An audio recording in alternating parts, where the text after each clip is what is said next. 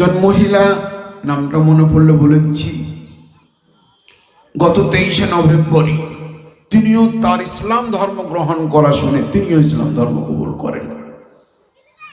জিজ্ঞেস করা হয় কেন করলেন? বলে আল্লাহ এমন একটা বিপদ পাঠালেন পৃথিবীতে যে বিপদের কোনো কিনারা খুঁজে পাইনি এখনো পর্যন্ত বিজ্ঞান। না বড়লোক, না গরিব, না দণ্ডকল বাইন ব্যক্তি, না মুসলমান, না ইসরায়েল, না খ্রিস্টান, পৃথিবীর কাউকে আল্লাহ জানতেই দিলেন না ব্যাপারটা এলো কোত্থেকে আর গেল কোত্থেকে আর যাবে কবে। কাউকে আল্লাহ বুঝতেই দিলেন না এখনো পর্যন্ত। বিজ্ঞান ধোঁয়াশার মধ্যে।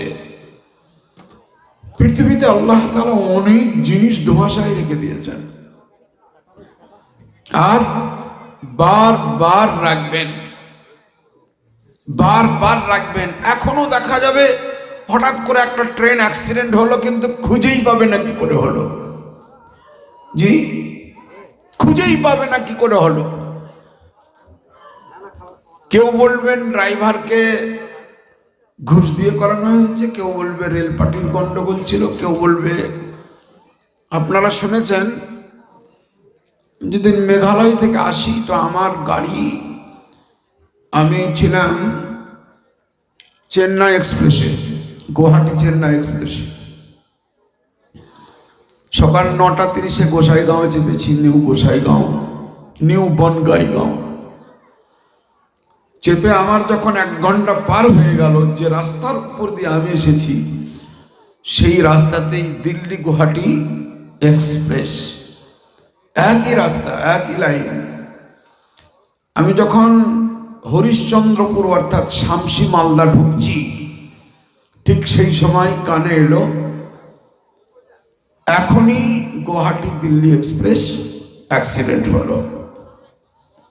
বলুন, পটরির গন্ডগোল তো আমরা বাঁচলাম কি করে? ড্রাইভারের গন্ডগোল তো ড্রাইভার তো সেখানেও আছে, তিনিও বেঁচে আছেন। আল্লাহ পাকের কুদরত। পৃথিবীতে এমনও জাহাজ গায়েব হয়ে গেছে যে জাহাজ প্রায় 36 বছর পর বিজ্ঞান খুঁজে পেল জাহাজটা কোথায় ছিল। আল্লাহু আকবার। এই পৃথিবীতে একটা দেশ আছে, ওই দেশটার নাম নরওয়ে। এই দেশটিকে বিজ্ঞানীরা 1000 রকমের নাম দিয়েছে, যে যত গাঁজা টেনেছে সে তত রকম নাম দিয়েছে। কোন বিজ্ঞানী বলেছেন এটাকে সূর্যাস্তের দেশ বলা হোক, ঠিক আছে হুজুর, তাই হলো। কেউ বলেছেন না, সূর্যাস্তের দেশ বলা যাবে না, সূর্য উদয়ের দেশ বলা হোক, তো তার নাম দেওয়া হচ্ছে সূর্য উদয়ের দেশ। কেউ বলেছেন না, এটাকে বাংলায় মানে করছি দক্ষিণেশ্বর বলা হোক, অর্থাৎ পৃথিবীর দক্ষিণের শেষ সীমান্তের দেশ, তাই নাম দেওয়া হয়েছে ওর। একজন একাধ রকম নাম দিয়েছেন। কেন? এই দেশটিতে 6 মাস ধরে সূর্যের আলো দেখতে পাওয়া যায়। তো 6 মাস দিন আর 6 মাস রাত্রি নয়, 3 মাস দিন আর 3 মাস রাত্রির ভাব দেখা যায়। রাত্রি হয় না, দিন হয় না।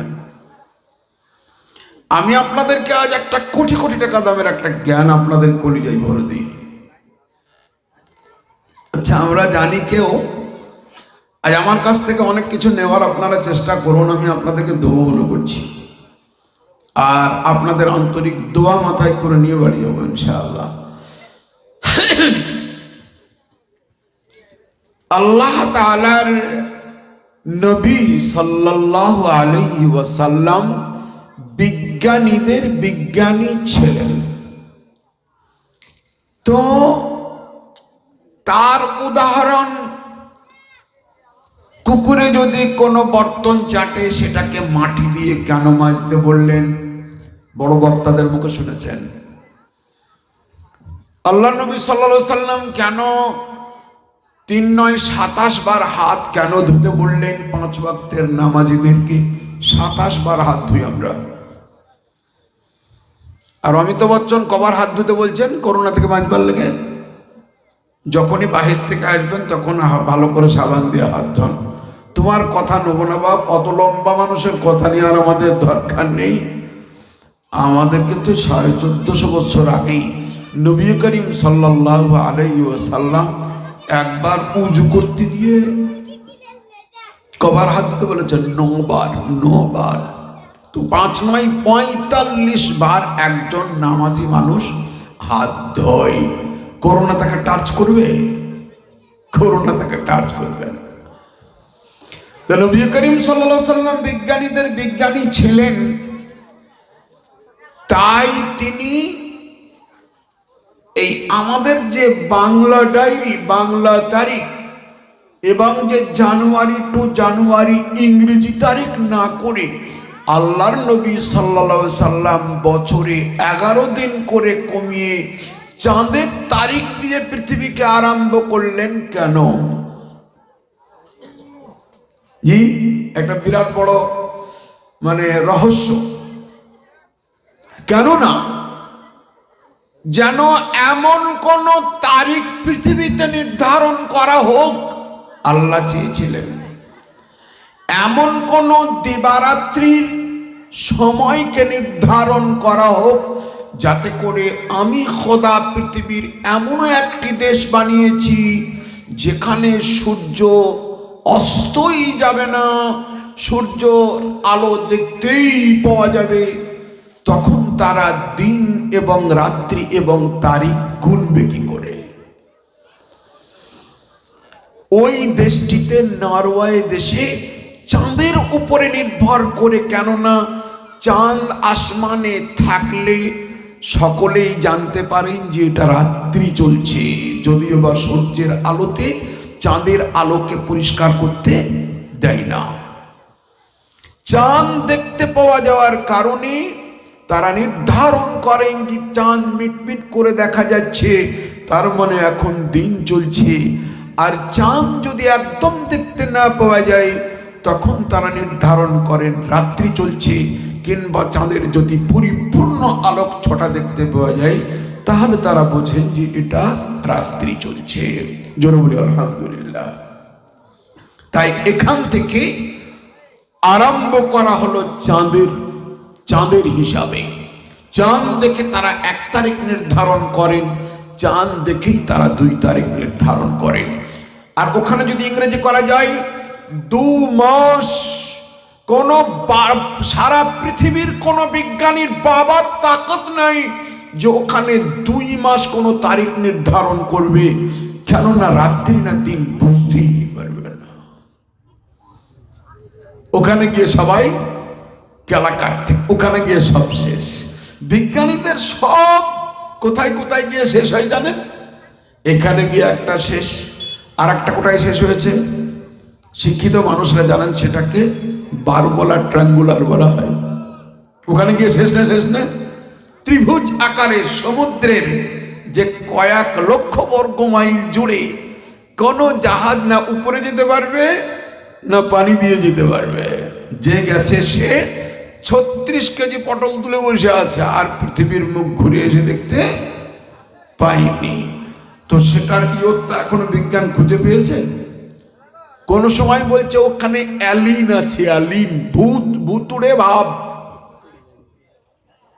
ভূত। আবার এদিকে বলছে, অন্য জায়গায় এসে বলছে না না না, ভূত বলে কোনো পৃথিবীতে কোনো জিনিস নেই। আল্লাহ যা মুখ দিয়ে গেছে, এখানেও সব শেষ। আর একটা বলুন, মায়ের পেট। আপনারা অনেকেই মনে করবেন আল্ট্রাসোনোগ্রাফি করে আমরা জানতে পারি যে এটা পুত্র হবে না কন্যা হবে, কিন্তু না, আসলেই তো মাযা ফিল আরহাম, আল্লাহ তাআলা বাচ্চাদানিতে কি দিয়েছেন, পুত্র না মেয়ে এটা নয়। তার মানে ই সাদা হবে না, ই গোরো হবে না কালো, বদমাশ হবে না জিয়জ্জর, নেশাখোর হবে না ভালো, ব্রেনের দিক দিয়ে 1 নম্বর হবে না বোকা, খ্যাপা হবে না পাগলা। সবগুলো নির্ধারণ করে কোনোদিন পৃথিবীর কোনো বিজ্ঞানী বলতে পারবে না যে এই ছেলেটি পুত্র সন্তান হবে এবং বাপ মাকে ভালোবাসবে, বুদ্ধিমান হবে, কালো হবে না, গোরা হবে। যদিও বা মা বাপের দাম্পত্য জীবনের মধুর মিলনের কারণে সন্তানটি জন্ম নেয়, কিন্তু যারাই আসল কর্মী তাদের এখতিয়ারের বাইরে, তাদের ইচ্ছার। এখানে কোনো একজন বাপ আছেন যিনি হাত তুলে বলবেন আমার যেন কালো চিমা ওকরির মতন যেন বেটা হয়? কেউ চাইবে? কেউ চাইবে না। কেউ চাইবে যে আমার মেয়েটা যেন একদম কালো হয়।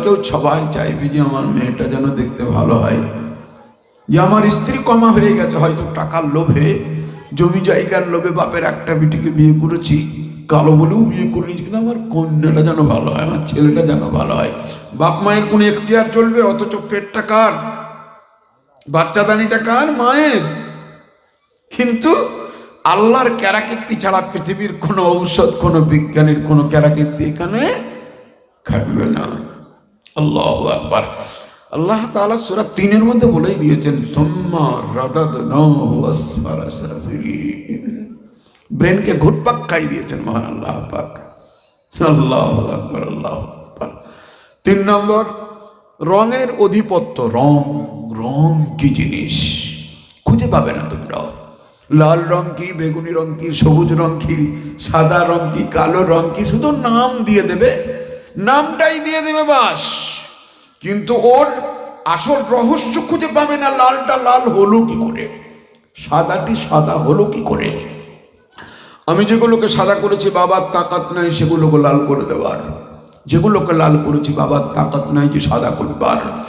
এই গোলাপের গাছটি আমি লাগিয়েছি, আমি এমন করে পানি দিলাম, এমন করে মেডিসিন দিলাম যে এর ফুল আর লাল হবে না, সাদা হবে, বাবার তাকাত নেই।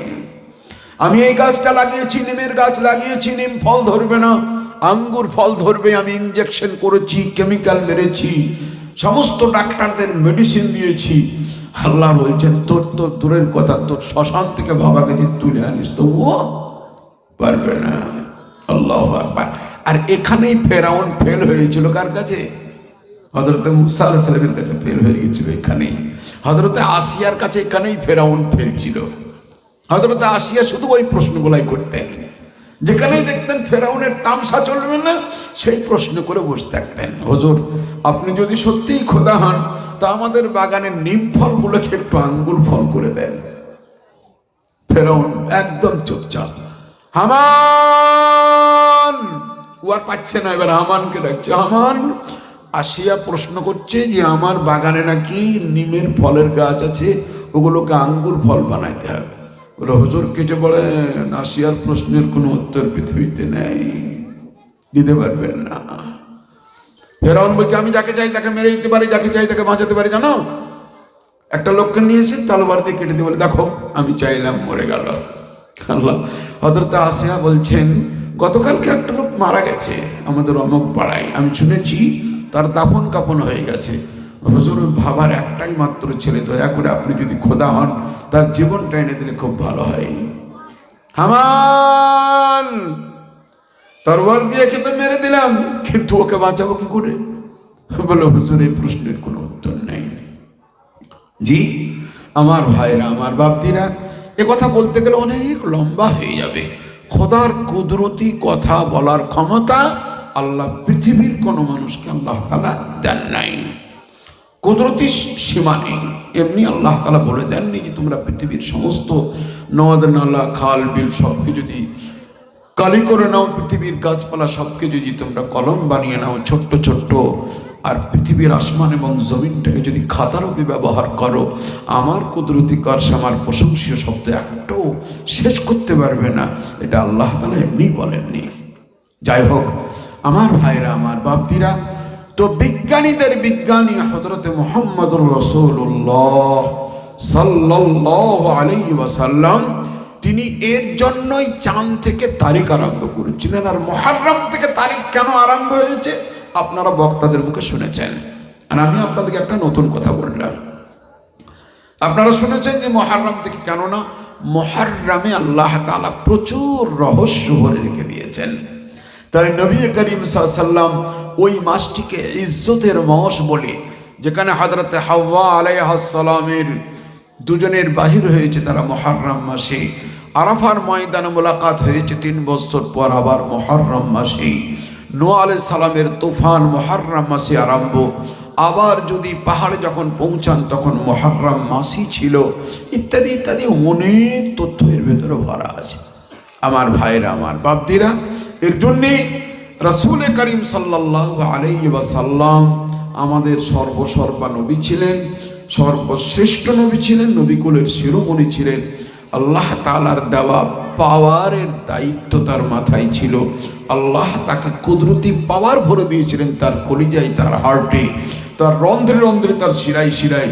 তাই রাসূল করিম সাল্লাল্লাহু আলাইহি ওয়াসাল্লাম সারা পৃথিবীর সাইয়্যিদুল আম্বিয়া, সাইয়্যিদুল জিন্নি ওয়াল বাশার, সাইয়্যিদুল মুমিনিন মুসলিমিন, সাইয়্যিদুল মালাকি ওয়াল বাশার, ফেরেশতাদেরও সর্দার, জিন ও ইনসানেরও সর্দার।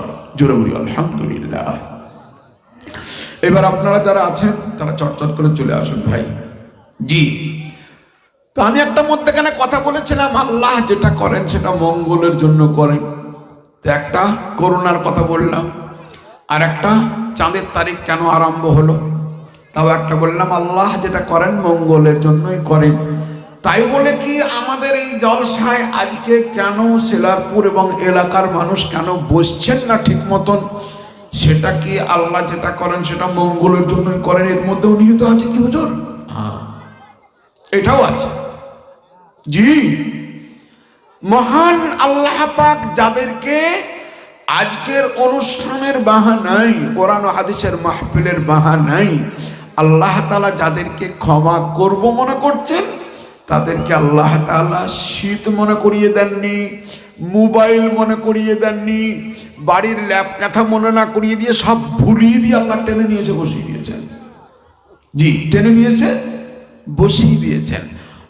আর যাদেরকে মহান আল্লাহ পাক খুব ভালো নজরে দেখছেন না, তাদেরকে বাহানাই বাহানাই বাড়িতে বসিয়ে রেখে দিয়েছেন। এর জন্যই যারা আমরা এই মাহফিলে আসতে পারি তারা খোদার শুকর আদায় করি। একবার জোরে শুনে বলি আলহামদুলিল্লাহ, একবার জোরে বলি নারায়ে তাকবীর, আলহামদুলিল্লাহ। জি, যারা দাঁড়িয়ে আছেন ভাই ওখানে তাড়াতাড়ি করে চলে আসুন, ইনশাআল্লাহ আপনাদের সঙ্গে অনেক কথা আছে। আপনারা শুনেছেন ওই গল্প, আমার মুখে শুনেছেন নাকি জানি না, বা কোনো বক্তার মুখে শুনে থাকতে পারেন যে আল্লাহ যেটা করেন সেটা মঙ্গলের জন্যই করেন। ছোট্ট একটা কথা বলে আপনাদেরকে একটু গরম করে দিয়ে আমার জলসা আরম্ভ করবো। সেটা হচ্ছে এই যে একজন বাদশাহ আর বাদশার একজন উজির। বেচারা উজির খুব সাদা সিধে মানুষ, আর বাদশাহ দারুণ বুদ্ধিমান, কিন্তু উজির বড় আল্লাহওয়ালা মানুষ ছিলেন। উজির বারবার একটা কথা রিপিট করেন বাদশাকে, আল্লাহ যেটা করেন মঙ্গলের জন্যই করেন। জি, বাদশাহ কোনোদিন বদমাশি করে উজিরের চাদর খানকে শীতের সময় চাদর খানকে লুকিয়ে দিতে বলে, এই উজিরের চাদরটা লুকিয়ে দিত, এক বদনা ঠান্ডা পানি ওর গায়ে ঢেলে দিয়ে, উজির আল্লাহ যেটা করে সেটা মঙ্গলের জন্যই করে না। ঠান্ডায় কাঁপছে আর উজির বলছে হুজুর আল্লাহ যেটা করেন সেটা মঙ্গলের জন্যই করেন। বাদশাহ বলছে এই বোকাকে তো পারলাম না, ই তো ঠান্ডা পানি দিচ্ছি তাও বলছে আল্লাহ যেটা করেন মঙ্গলের জন্যই করেন, ইত্যাদি ইত্যাদি। বারবার বাদশাহ ওকে জ্বালাই, আর উজির বারবার এটাই বলতে থাকে যে না হুজুর আল্লাহ যেটা করেন সেটা মঙ্গলের জন্যই করেন। আল্লাহর কাজ এই বাড়িতেই বাদশার যে ঘর, সেই ঘরের উপরেই একটা বড় কুড়াল রাখা ছিল যেটাতে কাঠ কাটে। এই কুড়ালটা হঠাৎ করে পড়ে গেছে যে বাদশার বুড়ো আঙুলটা কেটে গেছে। যেমন বুড়ো আঙুল কেটে যাওয়া, আর বাদশাহ বুড়ো আঙুল কেটে যাওয়া, উজিরকে ডাকো ডাকো ডাকো ডাকো ডাকো, ডাক্তার ডেকে আনো। ডাক্তার অমক টমক এটা সেটা ডেকে, কিন্তু ডাক্তাররা পরামর্শ দিলেন না বাদশাহ নামদার, আপনার এই আঙ্গুলটা লাগানো যাবে না, সেলাই করাও যাবে না, কেটে বাদি দিতে হবে।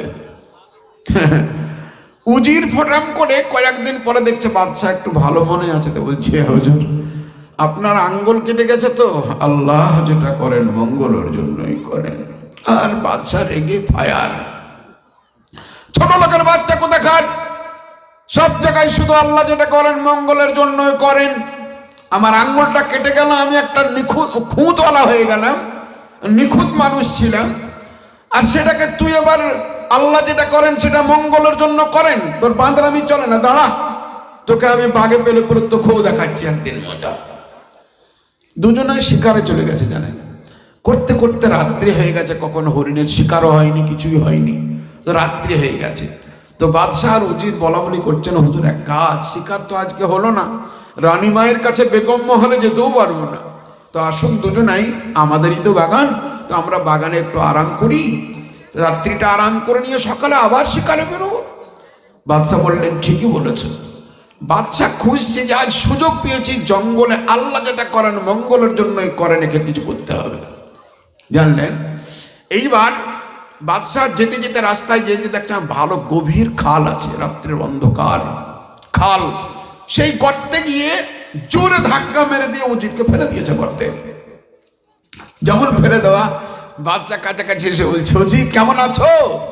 বলে, হুজুর আল্লাহ যেটা করেন সেটা মঙ্গলের জন্যই করেন। তোকে খালে ফেলে দিলাম, আমার উপরে দুঃখ নাই, বেদনা নাই, তাও বলছিস আল্লাহ যেটা করেন সেটা মঙ্গলের জন্যই করেন? হ্যাঁ হুজুর, আপনি আমি বুঝতে পারিনি সত্যি কথাই, কিন্তু আল্লাহ যেটা বান্দার সঙ্গে করেন সেটা মঙ্গলের জন্যই করেন। বাদশাহ বিরক্ত হয়ে কানে তুলো দিয়ে, কানে আঙ্গুল দিয়ে চুপ চুপ করে বেরিয়ে গিয়ে একটা বড় গাছের তলায় আরামসে আরাম কেদারা বিছিয়ে ঘোড়াটাকে ভালো করে বেঁধে, গাছের শেকড়ে বেঁধে এবার আরাম করতে লেগেছেন। আর মনে মনে হাসেন, উজির বোকা, দেখ কত গর্তে ফেলে দিলাম, তাও বলছে আল্লাহ যেটা করেন সেটা মঙ্গলের জন্যই করেন। কিছুক্ষণ পরে কিন্তু ডাকাতের দল ওই গাছের নিচে এসেই প্রত্যেকদিন তারা মাল বন্টন করে।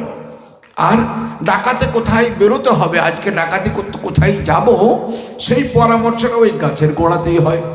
সর্দার এসেই 10 ব্যাটারি লাইট ঘুরিয়ে দিল, আর জঙ্গলের যত ডাকাত ছিল 30-40 জন সবাই একত্রিত হয়ে গেছে। একত্রিত হওয়ার পর বাদশার 10 হাত দূরে তারা একত্রিত হয়ে পরামর্শ করছে আজকে যাব কোথায়। কিন্তু আমরা যাওয়ার আগে চামুন্ডা দেবীর থানে আগে একটা নরবলি দিতে হবে। সেই নরবলির রাত্রি আজকেই, বছরে একটা রাত্রিতে যে কোনো মানুষকে বলি দিতে হয় সেই দেবীর সামনে। তাহলে কি করতে হবে? আমাদের মধ্যে কোনো লোক আনলি না রে, কেউ কাউকে আনতে পেরেছিস? বলে, হুজুর আজ সবাই খালি হাতে, কোনো নর পাইনি। তো এদিক ওদিক দেখবি, দেখতে দেখতে গিয়ে দেখছে বাদশাহ আছে।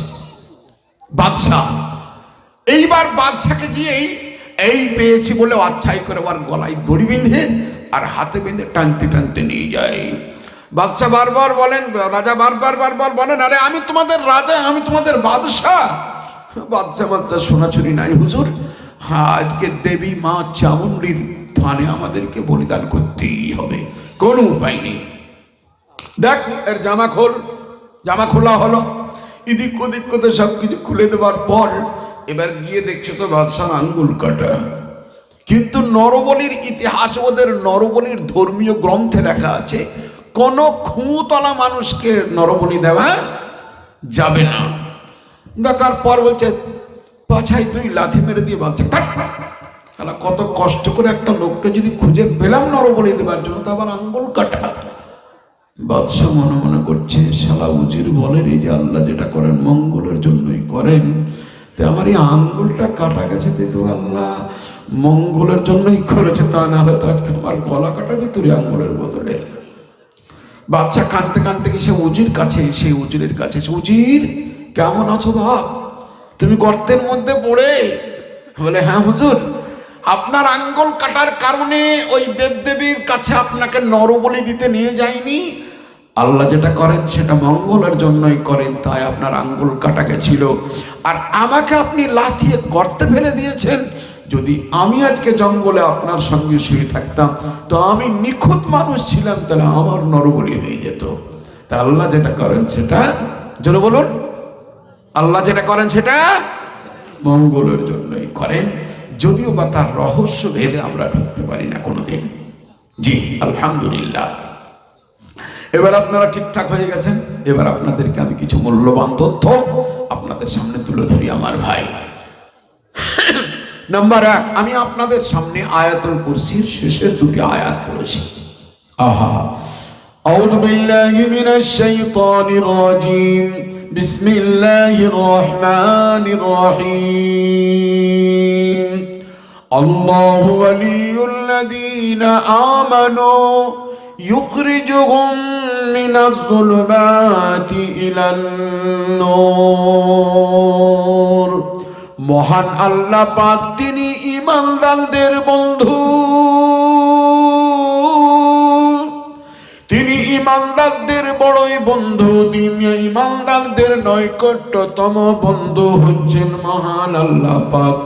তাদেরকে সব সময় মহান আল্লাহ পাক বাগানায় নানান রকমের অন্ধকার থেকে, নানান রকমের জুলুমাত থেকে, নানান রকমের পাপ এবং গুনাহ থেকে মহান আল্লাহ পাক তুলাই নিয়ে আসেন, উঠিয়ে নিয়ে আসেন এবং তাদেরকে হেদায়েতের রাস্তার দিকে পরিচালনা করেন।